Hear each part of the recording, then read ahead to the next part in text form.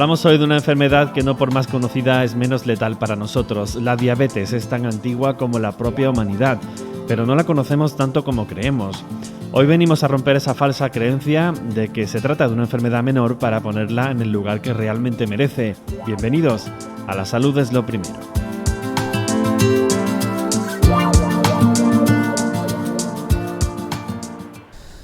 Bueno, Salvador Jiménez, bienvenido a nuestro espacio de salud en Écija Comarca Televisión, a Salud Responde. Hoy toca hablar de diabetes, Salvador. Vamos a hablar, si te parece, de esta enfermedad que afecta a muchísimas personas. Ahora lo veremos, supongo, durante el programa. Hacemos un poquito de historia, porque no es una enfermedad nueva tampoco, ¿no? Ni relativamente nueva, ¿no? Sí, es una enfermedad que... muchas gracias por invitarme al programa. Y sí, la diabetes es una enfermedad que ya desde la época clásica se va lucubrando sobre su origen y se tiene conocimiento de ella. Vamos a ver si te parece. Vamos a poner alguna presentación por un poquito aquí. de historia. El papiro de Eber de Egipto ya está descrita.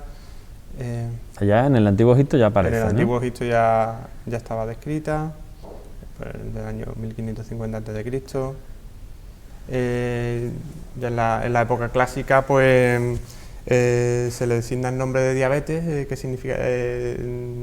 significa pasar a través, ¿no? Porque lo que se observaba en la diabetes era que esas personas orinaban mucho, bebían mucho y orinaban mucho, entonces por eso se le asignó el nombre de diabetes, pasar a través del cuerpo. Pasar a través, ese agua que se tomaba, ¿no? Eso es lo que significa. Es curioso, de hecho hay otras enfermedades que se llama la diabetes mellitus, que es de la que estamos hablando, y hay otra enfermedad que es la diabetes insípida, que también son personas que eliminan mucho líquido, beben mucho líquido y también orinan mucho. Más adelante, en el siglo I, pues se vio que se pensaba que estaba relacionada con una enfermedad renal, ¿no? En la que se orinaba mucho y se le llamaba diarrea urinosa. También se asociaba a eso, al hecho de beber mucho y orinar mucho. Ya más adelante es cuando el término mellitus, vamos a ponerlo aquí, se le asigna ya en el siglo XVII, y es porque se vio que la orina de las personas diabéticas atraían a los insectos.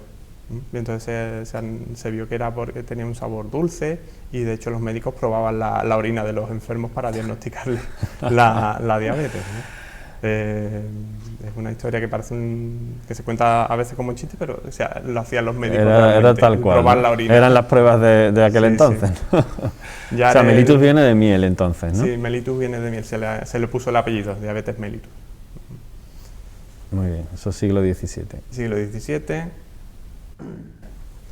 Ya aquí un poco más adelante del siglo XIX ya se vio como todo lo que es el metabolismo, ya es el desarrollo un poco de la química, de la bioquímica, se empieza a descubrir y se ve como el metabolismo del azúcar, como el azúcar la transforma nuestro hígado en glucógeno, que es la molécula de depósito del azúcar en nuestro organismo. En el siglo XIX también a finales pues se ve Bouchardat la asocia la diabetes con la obesidad, con la vida sedentaria, con el exceso de comida. Y también en esa época más o menos Langerhans descubre unas células que son las responsables de la secreción de la insulina, ¿vale? Serían los islotes de Langerhans en el páncreas. Serían responsables de la insulina, y es cuando se empieza ya a asociar la insulina con el metabolismo del azúcar en el cuerpo. Se va descubriendo poco a poco, ¿no?, cuáles son los orígenes del mal. Os voy a poner ahora una diapositiva que llama muchísimo la atención, que fue un momento histórico en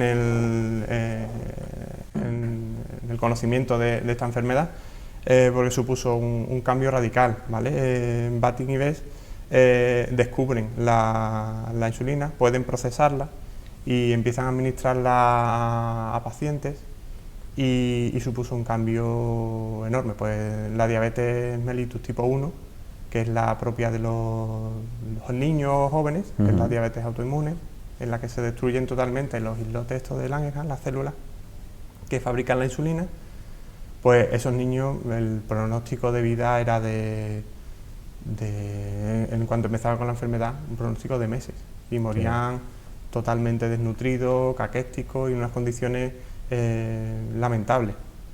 Entonces, pues aquí sale una foto del primer niño al que se le administró insulina.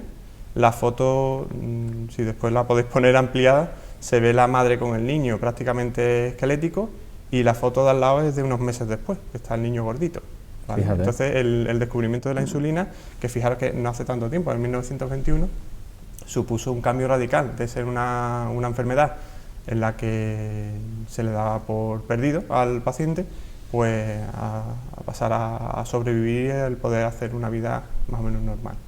Son los avances de la ciencia, que ocurren en muchas enfermedades, gracias a Dios.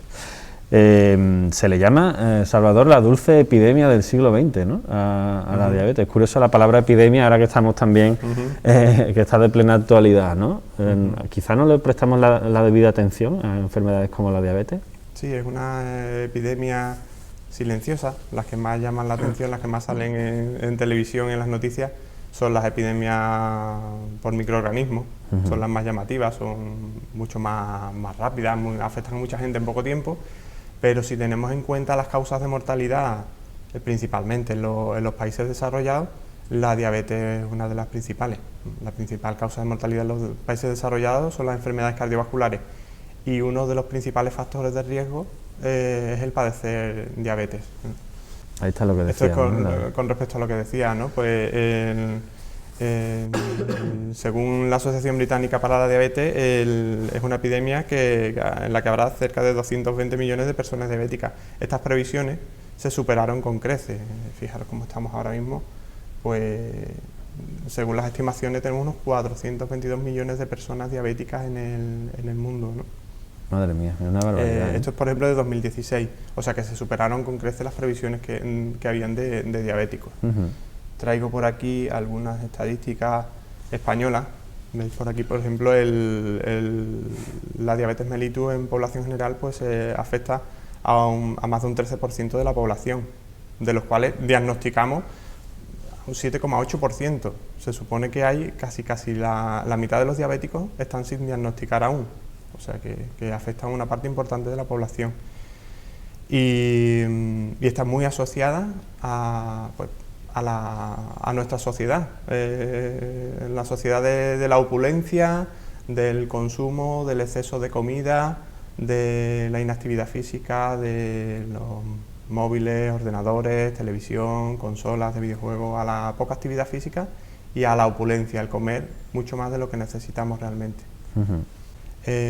Como causas de muerte, veis aquí algunas epidemias, por ejemplo la epidemia de malaria, que aquí no nos afecta mucho en España, pero claro, a nivel mundial sí que es una epidemia importante, y bueno, 600.000 personas mueren al año, ¿no? Sin embargo, por diabetes unos 5 millones de personas anualmente van a morir a nivel mundial, ¿no? O sea que es un problema de salud importantísimo, del que para nosotros, para los médicos de atención primaria, pues el caballo de batalla diario, ¿no? Para nosotros es de los procesos más importantes que vamos siguiendo y vamos tratando, porque va a tener una repercusión en el futuro muy importante, un beneficio muy importante si se cuidan y se tratan bien. Y lo tenemos muy normalizado, ¿eh? Quizás será porque estamos acostumbrados a convivir con ella, ¿no? Pero es verdad que es una enfermedad que, a pesar de su mortandad, sí que tenemos muy normalizada, ¿no? Hablamos, si te parece, también de su relación con la intolerancia a la glucosa, que está también ahora muy en boga, la glucemia basal. ¿Tienen que ver directamente con la diabetes o no? Sí, la glucemia basal alterada está muy relacionada. Hace años, hace alguna década, no se tenía esa asociación de prediabetes, no existían los conceptos de prediabetes, de glucemia basal alterada, y con el tiempo pues se ha visto que sí que hay una relación en las personas con obesidad, las personas con sedentarismo. Podemos predecir el desarrollo de diabetes mediante unas escalas, pues ya por pequeñas alteraciones en las analíticas, aunque tienen valores normales, pero que están dentro de unos límites y podemos predecir que en 5 o 10 años van a desarrollar una diabetes si siguen con sus hábitos. Entonces, ¿cuáles son? Es importante el predecir. Sí, aquí tengo alguna diapositiva. Por ejemplo, eso, la intolerancia a la glucosa, pues que afecta al 9% de la población, o la glucemia basal alterada al 3,4% de la población. Con el tiempo van a evolucionar a diabetes, ¿vale? Entonces eso, por ejemplo, la intolerancia a la glucosa, eso lo detectamos con sobrecargas orales a la glucosa. La prueba analítica se parece mucho, por poneros una comparación que conozcáis, pues a la curva que se le hace a las embarazadas, pues similar, con otras cantidades de glucosa, ¿no?, en el líquido, pero se hace de esa forma y se mide la glucosa basal y posteriormente, ¿no?, cuando pasa un tiempo. Entonces, si sobrepasa unos límites, o sea, si sobrepasa los 200 miligramos a las 2 horas, tendríamos una diabetes, diagnosticaríamos a la persona de diabetes, pero entre 140 y 200 consideramos que esa persona tiene una intolerancia una intolerancia a la glucosa. A la glucosa, ¿no?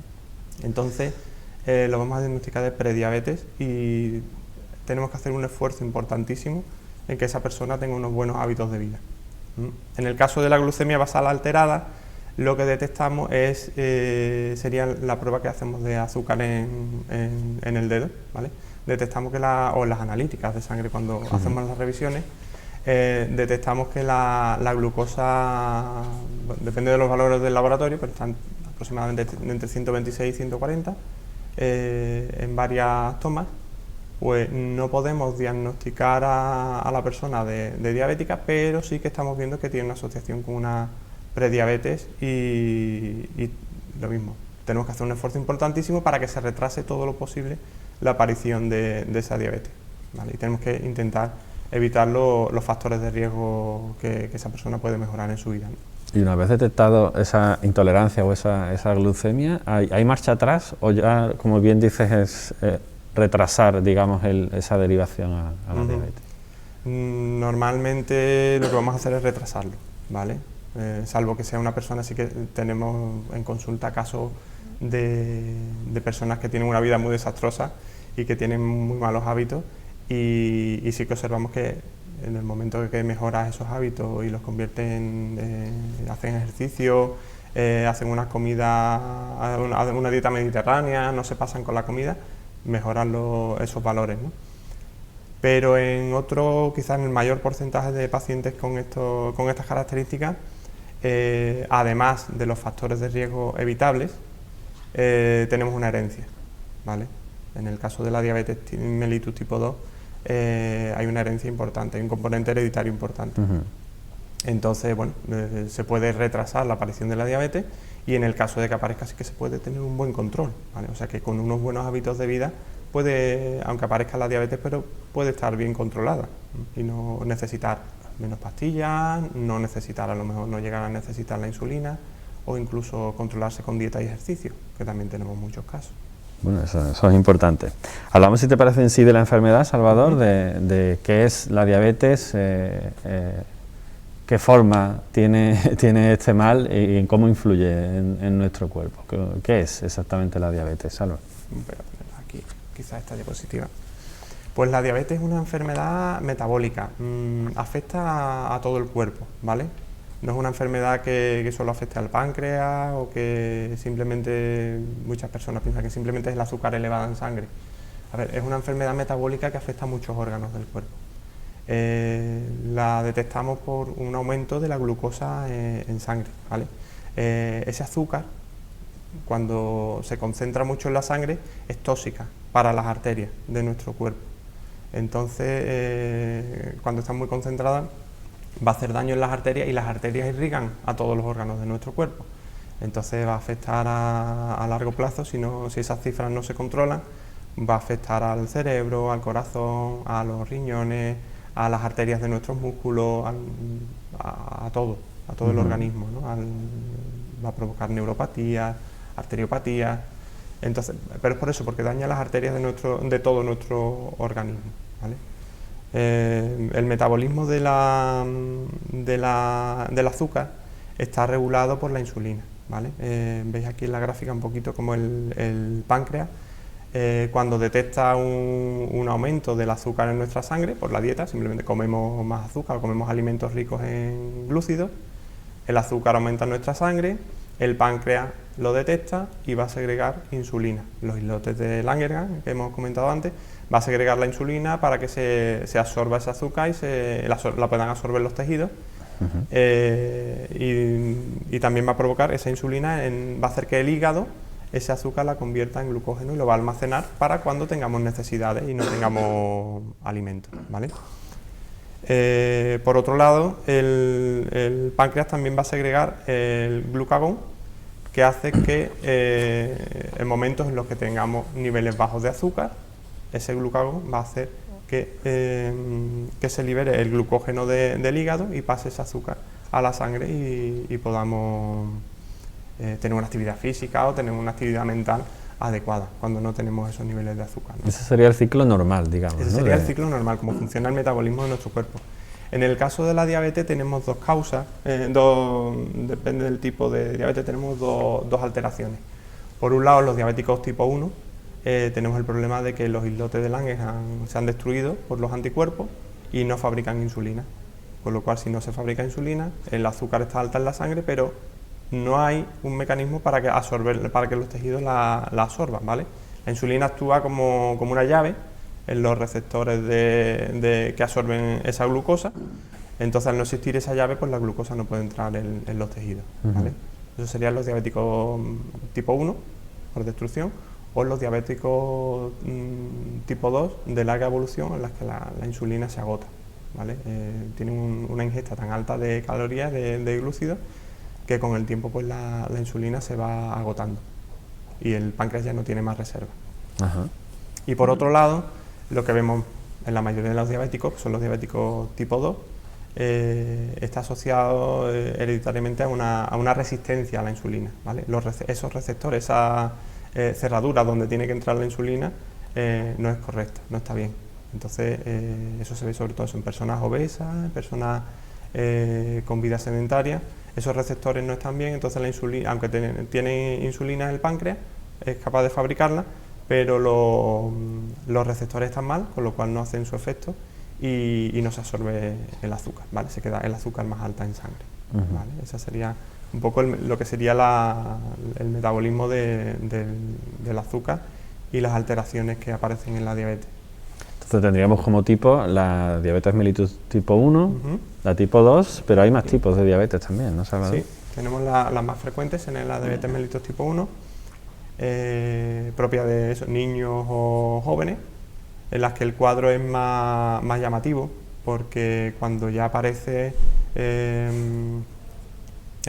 más rápida, hay una destrucción más rápida del páncreas, y los síntomas son muy llamativos de ingesta de mucho líquido, de comer mucho y sin embargo pierden peso rápidamente, orinan mucho y demás, y entran en cetoacidosis y muchas veces los diagnosticamos en ingresos hospitalarios, incluso porque la persona se pone muy malita en poco tiempo, o los niños se ponen muy malitos en poco tiempo, y es cuando se diagnostica la diabetes mellitus tipo 1, que la tenemos que tratar con insulina, porque lo que falta es la insulina que se fabrica en el páncreas. En el caso de la diabetes mellitus tipo 2, que es la más frecuente, con diferencia, pues esta que os comento que está asociada a la herencia, a la obesidad y a la vida sedentaria. En este caso pues se debe claramente eso, aparte de la herencia, al exceso de comida y a la poca actividad y demás. Esta es la que suele aparecer ya en los adultos, sobre todo. Exactamente, el 95% de los casos de diabetes son tipo 2, ¿vale? Que son la mayoría de los que conocemos. En este caso, pues sí tenemos mucho arsenal terapéutica. Hoy en día la verdad es que tenemos bastante tratamiento, aunque sigue siendo lo más importante, por supuesto, el cambiar los hábitos de vida y que sean adecuados, ¿vale? Después tenemos la diabetes gestacional, está asociada a una resistencia a la insulina en las mujeres, en ciertas personas, en mujeres embarazadas. Diabetes secundaria a ciertos fármacos que provocan un aumento de la glucosa en sangre, y después tipos más raros de diabetes que son hereditarios, ¿vale? ¿Cuáles son los síntomas, Salvador, de la enfermedad? Además, una pregunta que nos realizan los televidentes en nuestro correo electrónico o en el hashtag del programa.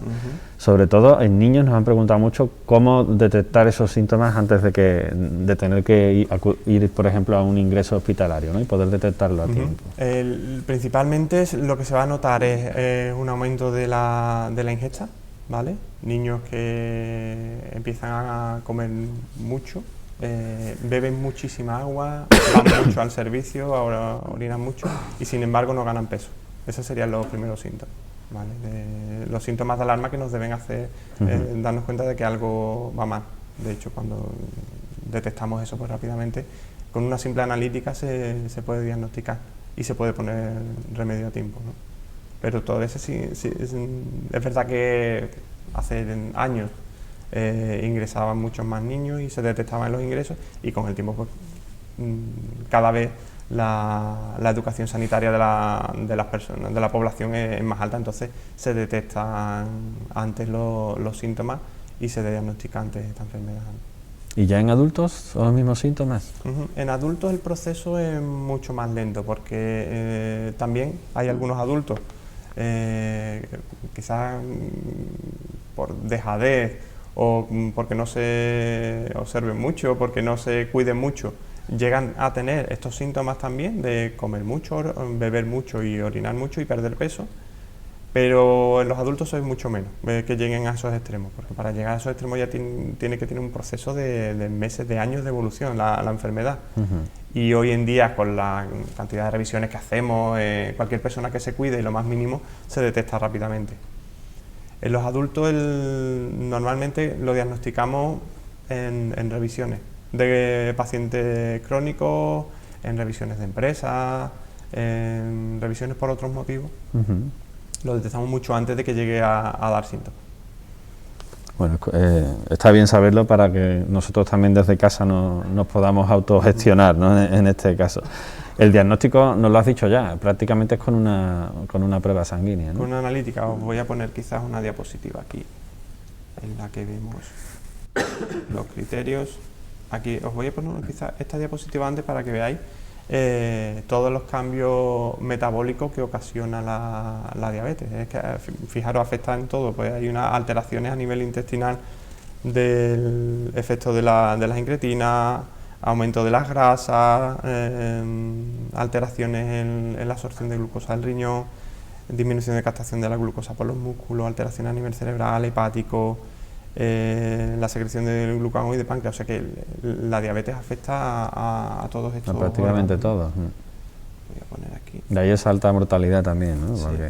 Voy a poner aquí una diapositiva en la que vemos cómo lo diagnosticamos, pues con analítica. Cuando hay repetidamente una glucemia por encima de 126, cuando detectamos hacemos una sobrecarga oral de glucosa con los líquidos estos y vemos que está por encima de 200, la hemoglobina glicada, que es un parámetro analítico que conocen bien los diabéticos porque es el parámetro que nos sirve para ver cómo ha estado el azúcar en los últimos meses, ¿vale? Muchas veces en las revisiones no nos sirve de nada el hacer controles de glucemia en un momento dado. Lo típico de hacerse el control de azúcar por las mañanas o en algún momento del día, de forma aislada no nos sirve para nada. Lo que nos sirve principalmente a nosotros es este parámetro, la hemoglobina glicada, que nos va a dar la media de los últimos meses. ¿Vale? Eso es una cosa que revisamos. Cuando está por encima de 6,5 está alterada. O cualquier persona que tengamos una glucemia casual por encima de 200 con síntomas también nos sirve para diagnosticar de diabetes. ¿Y cuándo empieza a ser grave, Salvador, la enfermedad? ¿Cuándo se empieza a complicar, digamos, para el paciente el hecho de tener esa diabetes? Pues fijaros, cuando hay nuestro esfuerzo principal es en cuanto diagnosticamos a una persona diabética, el esfuerzo más grande que tenemos que hacer para cambios de hábitos de vida y tratamientos médicos es al principio, para evitar que aparezcan estas alteraciones. Si una diabetes está mal controlada durante años, van a empezar a afectar a esas arterias de todos los órganos vitales del cuerpo y van a empezar a aparecer pues, estas alteraciones que tenemos aquí, pues infartos bueno, quería comentar una cosa antes, porque lo primero que detectamos es una disfunción eréctil. Fijaros, como el pene es un órgano que está muy vascularizado, hay personas en las que detectamos una disfunción eréctil unos 10 años antes del primer infarto al corazón. O sea que es un parámetro que tenemos muy en cuenta en personas fumadoras, en personas diabéticas, hipertensas. Cuando empieza a haber problemas de disfunción eréctil, cuidado, porque unos 10 años después aproximadamente viene un infarto. Es curioso. O sea, que nos sirve como parámetro para detectarlo en consulta. Pero eso, pues, infartos al corazón, infartos cerebrales, infartos en las piernas, y después problemas como, por ejemplo, la nefropatía diabética, que es una insuficiencia renal, dejan de funcionar bien los riñones y tenemos que pasar a diálisis. Alteraciones en los vasos sanguíneos que van a provocar una isquemia, sobre todo en las zonas acras del cuerpo, como son los pies y demás, problemas de úlceras, de amputaciones y demás, y después afectación de los nervios. También esa glucemia más concentrada de la cuenta va a afectar a los nervios y va a provocar una neuropatía con pérdida de la sensibilidad, sobre todo en las extremidades, con lo que eso acarrea. ¿Vale? Pues imagínate, abuelos que se queman con el brasero en invierno y no se dan ni cuenta, se están quemando los dedos y no se dan ni cuenta porque tienen una pérdida de sensibilidad, o se hacen heridas que sin darse cuenta, que después van a evolucionar muy mal, no van a curar bien, y después el dolor que provoca una neuropatía, un dolor importante que cuesta mucho controlar. Curioso cómo puede afectar a todo ese tipo de cosas. ¿La dentadura también se ve afectada? ¿El tema de encías y demás? Sí, afecta, además de esto, pues después hay otros casos más leves. Voy a poner aquí.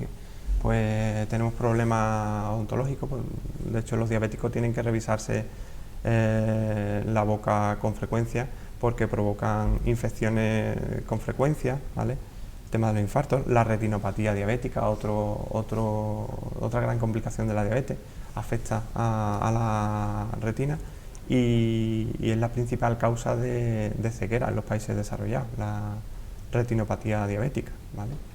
Entonces, pues tenemos muchísimas complicaciones que se pueden evitar con evitando la aparición de la diabetes o retrasando la aparición, y en el caso de que se sea diabético, pues teniendo un buen control de la glucemia. Ya has mencionado prácticamente cómo va esa prevención, pero recordamos, si te parece, a las personas que nos están viendo, cómo podemos prevenir el llegar a tener estos problemas tan graves y qué tratamiento hay para la enfermedad una vez que se diagnostica. Mira, ahí he traído una diapositiva que me interesa mucho que se conozca, porque fijaros que en los diabéticos, nuestro principal objetivo en un diabético, además, por supuesto, el control del azúcar, de otros factores de riesgo, pero nuestro principal objetivo en un diabético que fume es que evite el tabaco. Fijaros en la gráfica, ahí está en rojo, cómo influye el tabaco como factor de riesgo en nuestra salud. O sea que no todo influye igual. Tenemos el colesterol, el tabaco, la tensión, el azúcar, la dieta, el sedentarismo. Tenemos muchos factores de riesgo. Pero fijaros cómo el tabaco en una persona que fume, o un diabético que fume, o un cardiópata que fume, lo mejor que puede hacer por su salud una persona es dejar de fumar. Es nuestro principal objetivo. Ya después vamos tratando, por ejemplo, en segundo lugar estaría la tensión, ¿no? Un buen control de la tensión arterial también es importante.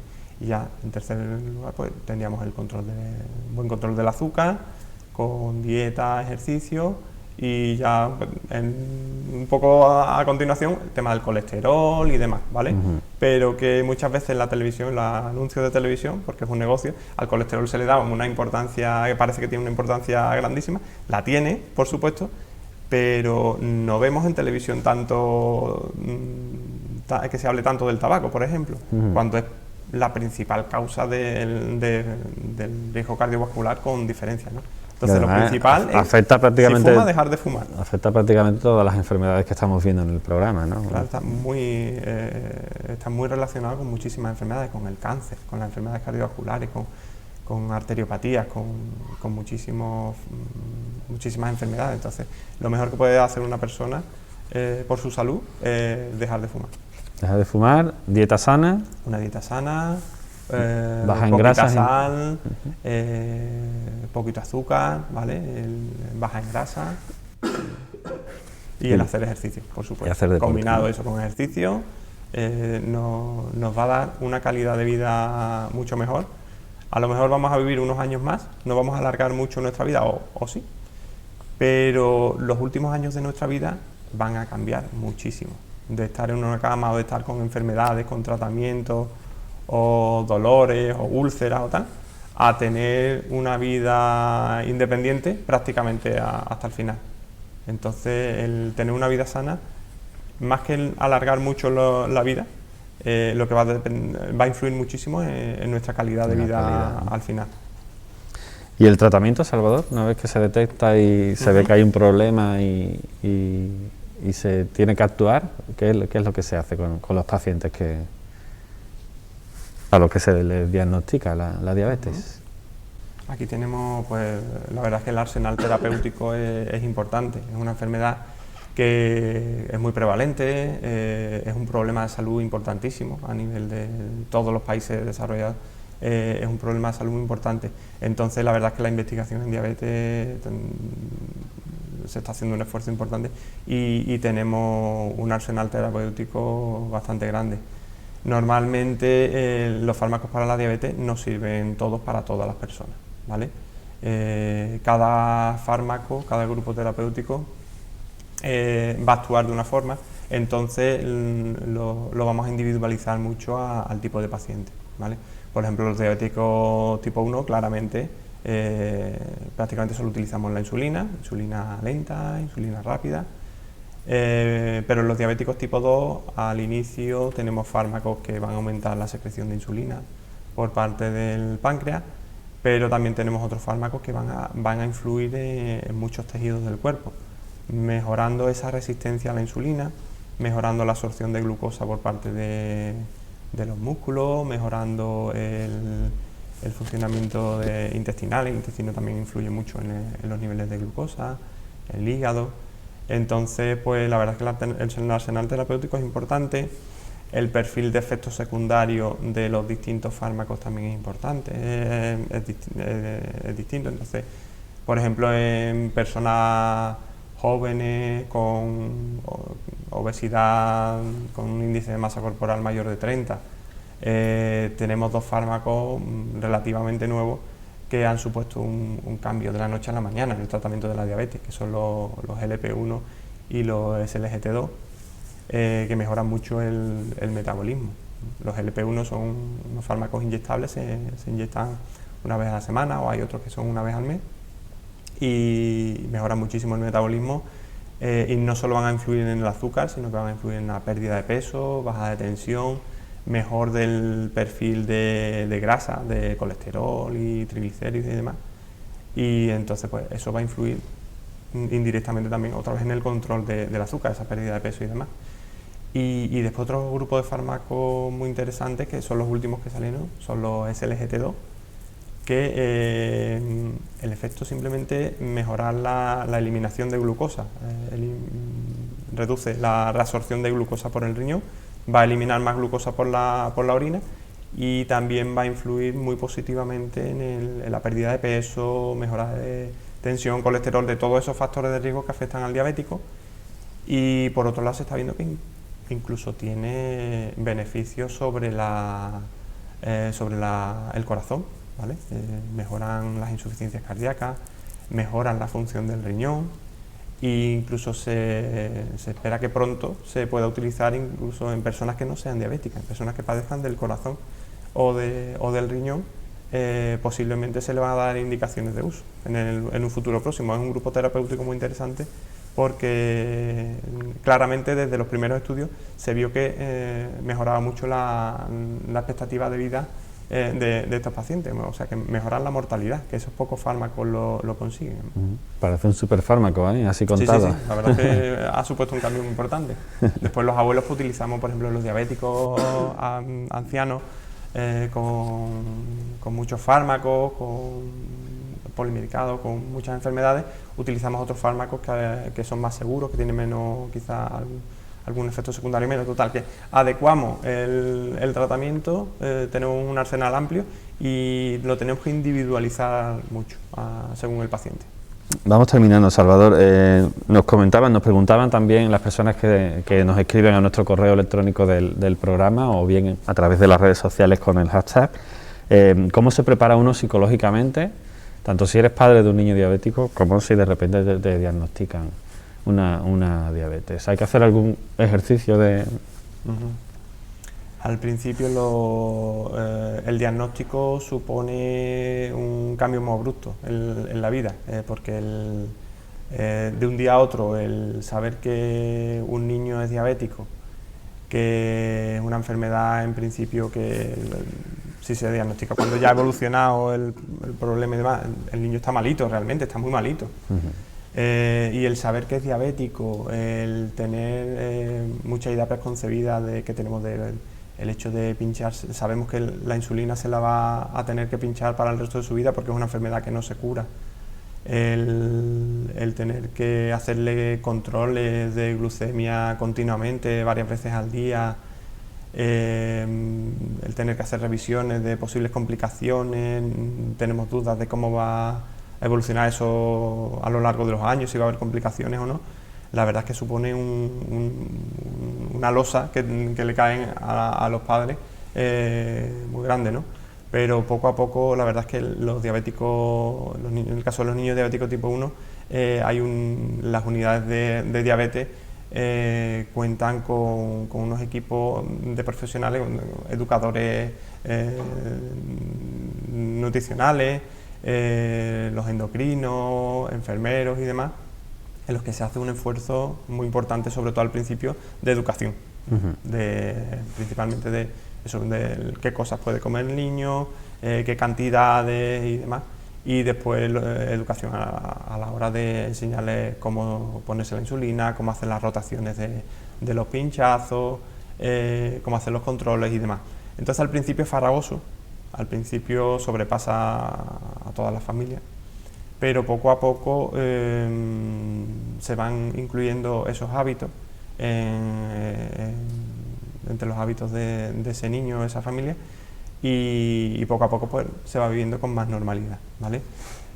Los niños, la verdad es que lo llevan muchas veces mejor que los padres.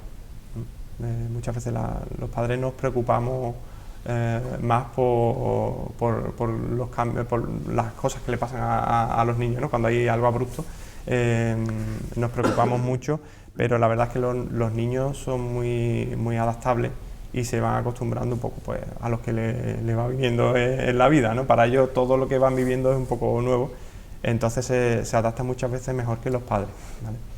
Entonces pues al final la verdad es que los niños son unos expertos. En el momento que ya tienen unos años de evolución, muchas veces saben tanto o más que nosotros sobre su propia diabetes, sobre su caso, y saben exactamente si comen tal alimento, cuánta insulina exacta se tienen que pinchar, si ese día tienen educación física, o si practican un deporte, o si van a hacer tal cantidad de ejercicios, saben exactamente qué insulina tienen que ponerse, saben cómo va a reaccionar su cuerpo a esa cantidad de insulina, a la cantidad de alimento que comen y demás. Entonces la verdad es que llegan a un control muy bueno. Y la mayoría de los niños diabéticos, la gran mayoría, llevan su vida prácticamente normal. Tienen su actividad física, hay deportistas de competición de élite que son diabéticos tipo 1 y pueden hacer su actividad normal. De hecho, recientemente se ha creado la Asociación Española de Deportistas Diabéticos, y en la que te aconsejan incluso qué ejercicios puedes practicar, cómo hacerte los controles, qué cantidades de comida tienes que tomar antes del ejercicio y demás, que puede servir de ayuda al principio del diagnóstico y demás. Pero la verdad es que con el paso de los años son unos expertos en su diabetes y en su cuerpo.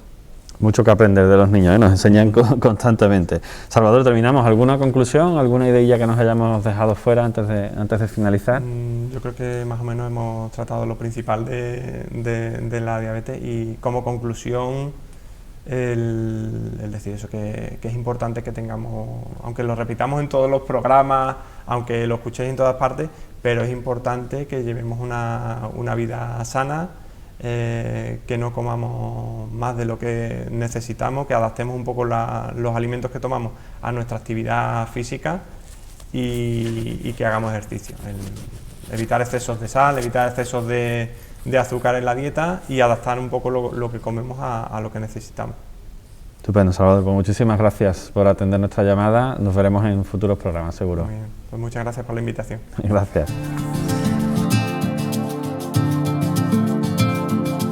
Wow.